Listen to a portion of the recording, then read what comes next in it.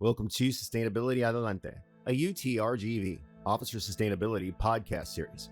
Today's topic, Campus Sustainability Month, with Ms. Marianella Franklin, Chief Sustainability Officer at UTRGV. My name is Ruben Rios, and today we will be commemorating Campus Sustainability Day by discussing the impact of individual and collective action and the role of sustainability at UTRGV, the Americas, and the world.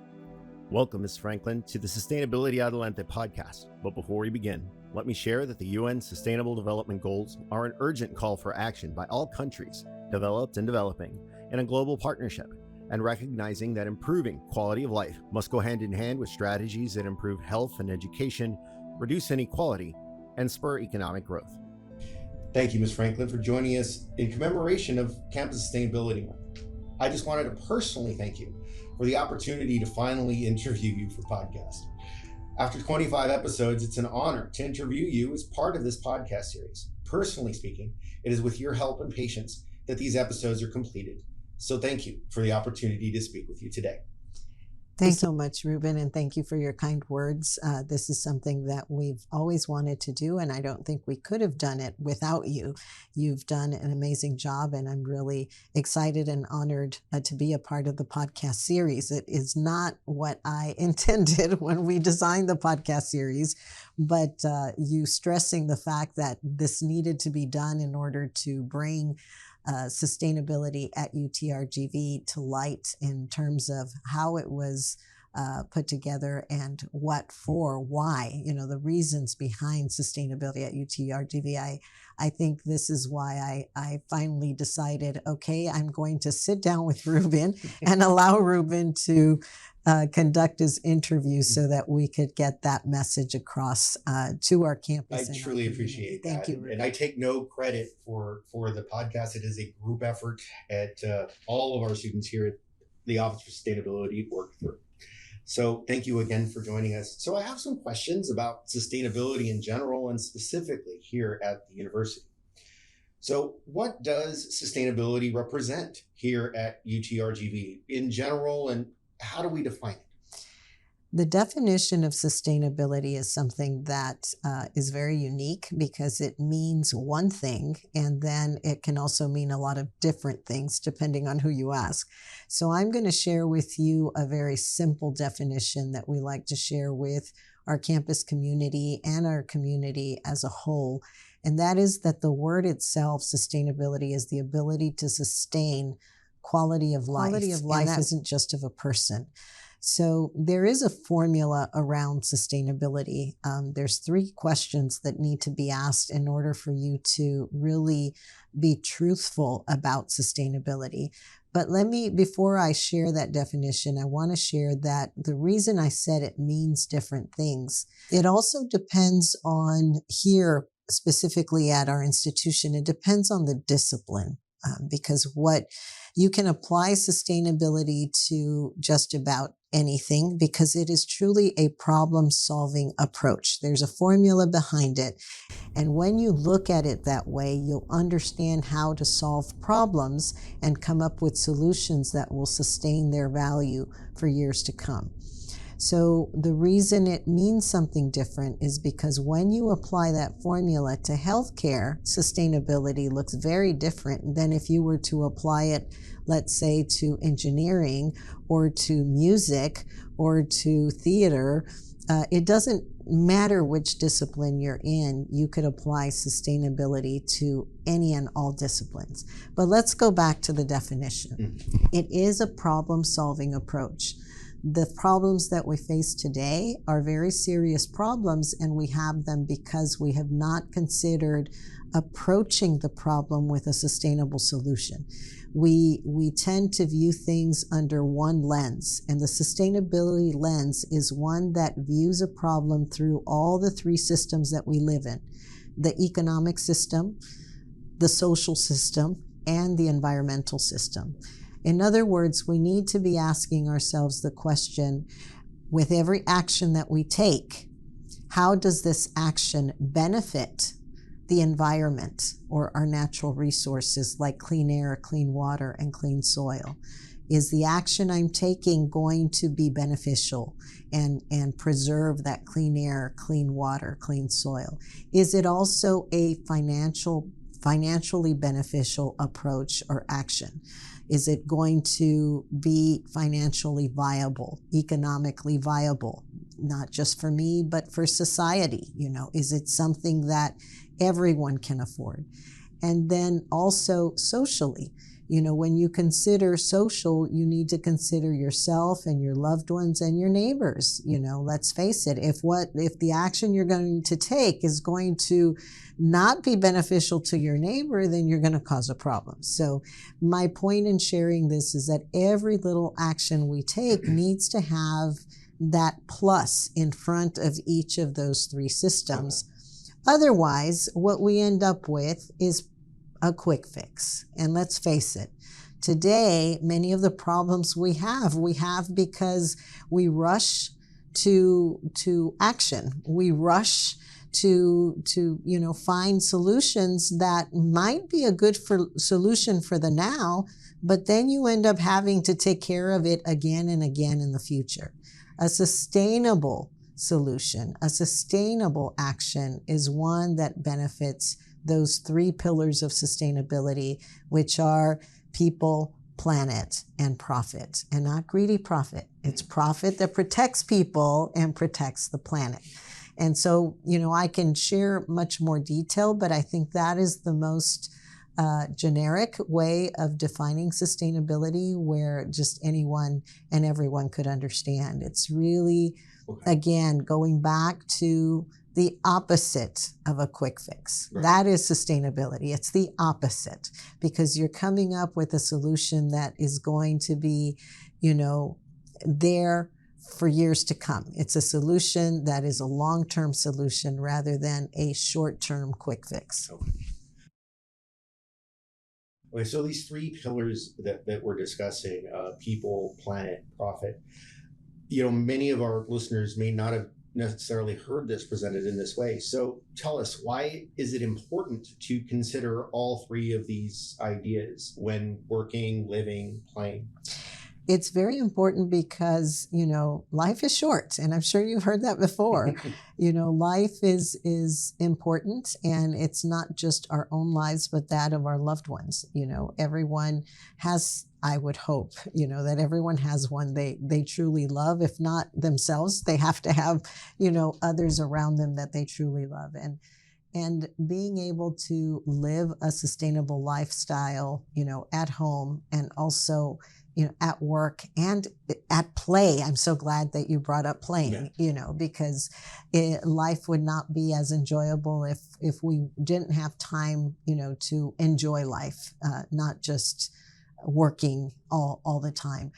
It's important because, again, you're looking at quality of life. That is again, the definition of sustainability is to sustain that quality of life. So as you move forward in trying to live a more sustainable lifestyle, and you start applying that formula to every little action that you take on a daily basis, from what you eat to what you wear to what you clean with to what you purchase to what you grow and how you speak to each other, how you treat each other as family, as neighbors, as friends, as coworkers. Sustainability encompasses those actions, are actions that we can take, through a sustainability lens. If we do that, then we are improving quality of life and we are sustaining that quality of life for generations to come. If you consider leadership, there's so many individuals out there who are leaders, but would you want to follow a negative leader? I mean, typically what you do is you follow those that you see are enjoying life, that are being successful in life. And successful people are typically happy people because they're doing something right, and you want to follow them. So when you start plugging in sustainability into your everyday lifestyle and even into work, because let's face it, work is typically there because you're providing a product or a service to someone else. So if sustainability is embedded in your work, now you're providing a product or service that's going to improve their quality of life. And so this is why it's so important in everything you do, even at play. Because if you're applying sustainability to the way in which you entertain yourself, which is hopefully connecting back to nature and connecting to positive things, things that improve your quality of life, then you're doing it for not just yourself, but those you love and those around you. Okay. And it creates sustainable development within your home, within your business or your workplace, and within your community or the people you're sharing with. So then considering, these 3 pillars of sustainability by kind of keeping them close to us and echoing them in our daily life, mm-hmm. they influence other people, right? Yes. Okay. It's all about making a difference, not just in your own life, but in that of others. In terms of that message, what about initiatives, at UTRGV that represent this mission of sustainability and the vision, of course, of improving quality of life for all? Can you give us some noteworthy initiatives? Oh my goodness, there's so many initiatives here at the university. Sustainability was established in 2009, and since then we've been working with every department at the university, and not just academic departments and research departments, but departments in the way they operate and everything. So when you talk about initiatives, some of the first initiatives that come to mind are, for example, one that we have with students, which is called the Sustainability Fellows Program, which is for graduate research students who are conducting their research but are now adding value to their research by going through the process of asking the question, what is the environmental, social, and economic impact of this specific research? When you consider research is always a question of how to address a problem. And these problems are typically problems that we're facing here within our own region. So our students are looking at issues and concerns that we are facing within the Rio Grande Valley and really digging deep into how to come up with sustainable solutions for those concerns and those issues. And it's not just our students. Of course, they have their faculty advisors who are guiding them through this process. And so it's our faculty and our students. If you take a look at our faculty and all the incredible work that they're doing, they're also very connected with our communities because they too, their research is typically around not just innovation, but innovation that again provides a solution to problems that we're facing, not just here, but at a global level. Many of our faculty's research is research that has a global impact. And so it's just incredible to see the shifts and the changes that are happening here at UTRG, all the funding and awards that our faculty are getting for the type of research that they're conducting, which is, again, all for the sake of sustainable development. Okay, so in terms of the research and grad assistantships and other programs, there's definitely a lot going on here at the university. Oh yes, we have also ambassador programs, internship programs. Our students are very passionate about bringing sustainability to their homes, to their communities, to their professions. They understand that it is a tool for success, that there is much value in incorporating sustainability within everything they do. We're talking about kind of these systems, and in many ways, it sounds like this starts with the individual. So let's talk a little bit about that. How do we, as individuals, use these 17 sustainable development goals that we're learning about in everyday life as students, staff, faculty, family? How do we use them daily? So first I want to mention, a little bit about the 17 goals for sustainable development, because I don't think we brought them up when we talked about the definition of sustainability. So for any listeners who are not familiar with these, the United Nations created these 17 goals for the sake of sustainable development on a global level back in 2015. And these goals, if you take a close look, you will see address our environment and society and also our economy, all the problems and the issues and the concerns we're facing in all three areas. So I also mentioned to you that our university has specific disciplines that align with the protection of society, the protection of environment, and the protection of the economy. So when you consider, your everyday life and you consider the three systems that we live in and taking action while thinking through that sustainability lens, you can also take a look at the 17 goals and consider which one of these you're most passionate about. You do not need to address all 17. If you try to do all 17, you probably won't have the best quality of life because you'll be overworking yourself. What you can do is take a look at these, pick your passion. You are probably already wired to be more passionate about one more so than the others. If you consider yourself someone who really loves society and wants to protect society because you've seen the injustices that happen in society, then pick one of the 17 goals that is specific to that area. It may be gender equality, it may be sustainable cities, it may be quality education or good health and well-being, it may be hunger, it may be poverty. There's so many sustainable development goals that are specific. Find a nonprofit organization within your community that is addressing these and do it with them. Partner with others to do it. Don't do it on your own.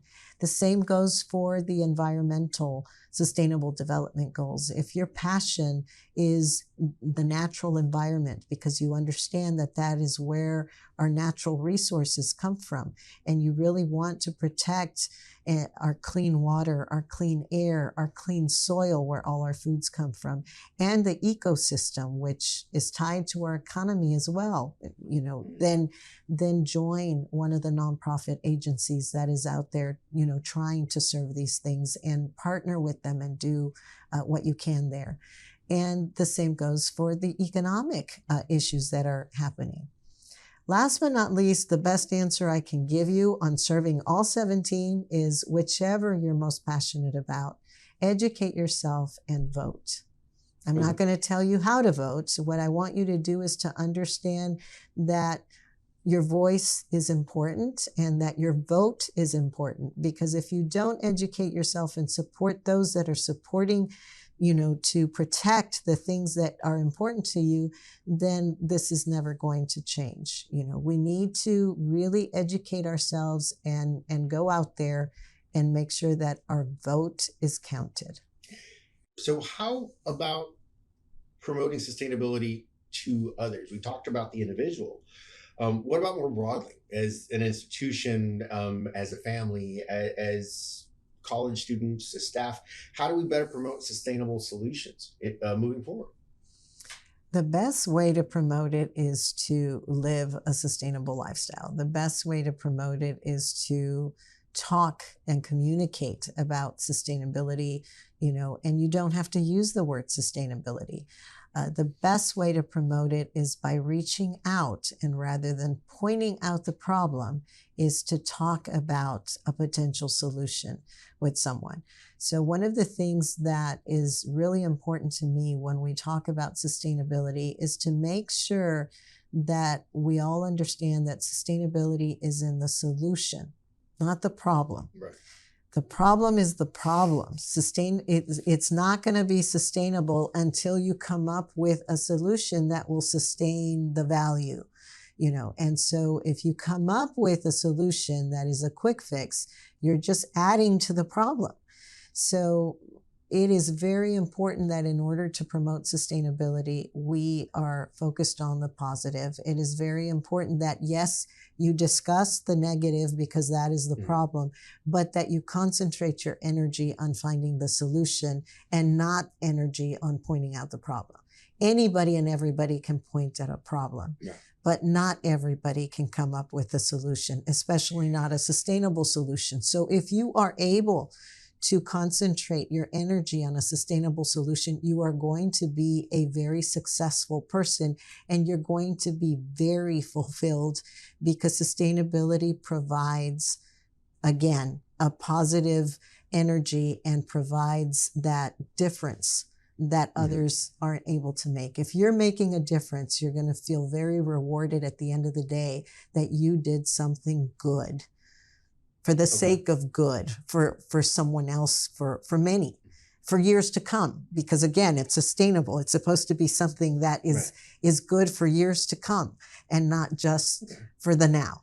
And so in order to promote it, I think we have to have more conversations about it in a positive light. So more positive conversations. Yes. Let's talk about all the great things that are happening. You know, we tend to focus on all the bad things that are happening. And you know what? I can point out a lot of problems. I really can, but I'd rather talk about all the great solutions that our students, staff, and faculty are coming up with. I'd rather point out all the things that are working so that we can do those better and make them sustainable, you know, than just focus on the problem.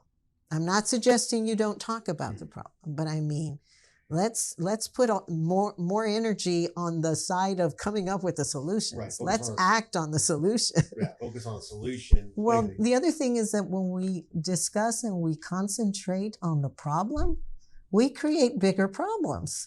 Because some people get really frustrated, upset, or depressed, or, you know, they get into a point of anxiety, and it just, if we start talking about how to resolve it, we probably end up doing a lot better and feeling a lot better about ourselves at the end of the day.